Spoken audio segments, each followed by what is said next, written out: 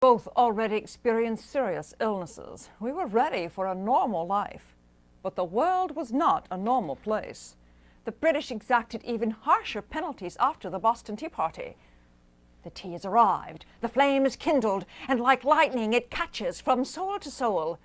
If the people of the colony are made desperate, many of our heroes will spend their lives in the cause.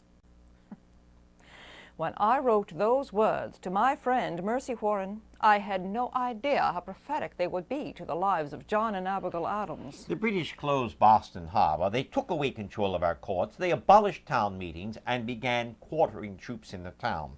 A Continental Congress was called to meet in Philadelphia to address these issues and determine our course with Great Britain. And, I was one of 5 delegates chosen from Massachusetts.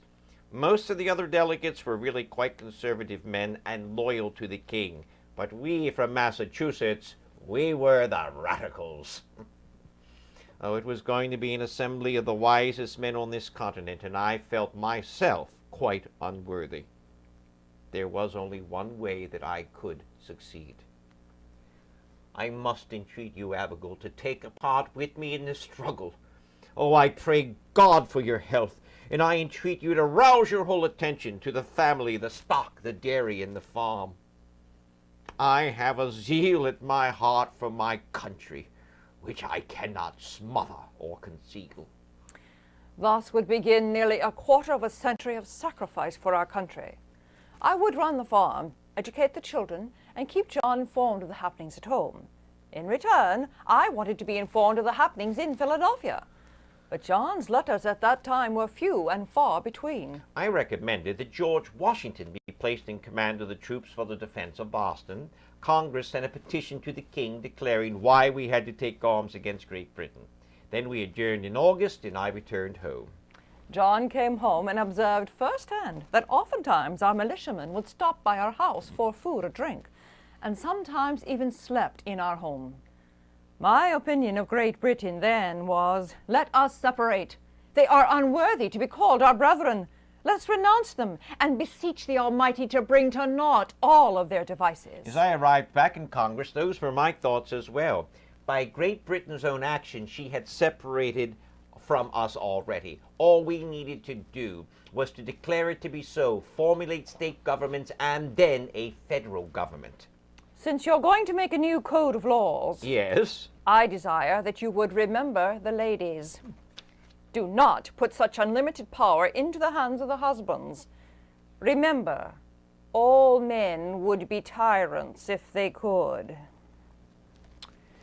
If particular attention is not paid to the ladies, we are determined to foment a rebellion and will not hold ourselves bound by any laws in which we have no voice or representation. Those gentlemen who wish to be happy should willingly give up the harsh title of master for the more tender and endearing one of friend. As to your extraordinary comments, I cannot but laugh. We have been told that our struggle has loosened the bands of government everywhere.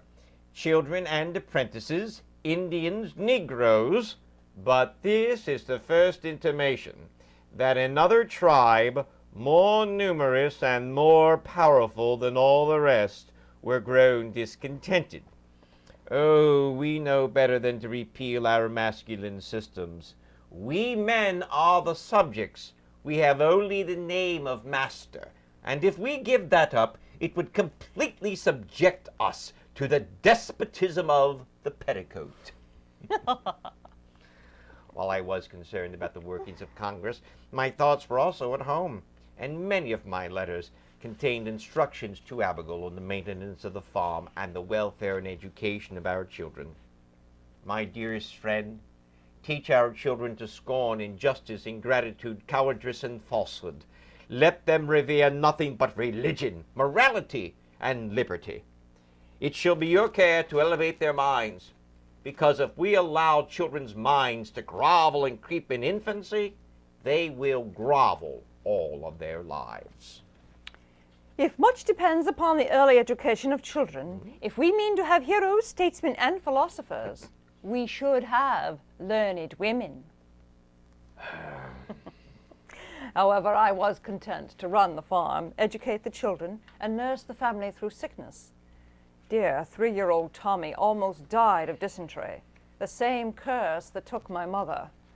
I felt her death deeply, and I was ready to faint under the severe strain of losing someone whom I relied on so much. But John brought me out of my grief by reminding me. Cheerfulness is not a sin. Oh, I hope you will again return to your cheerfulness and write to me on news and politics.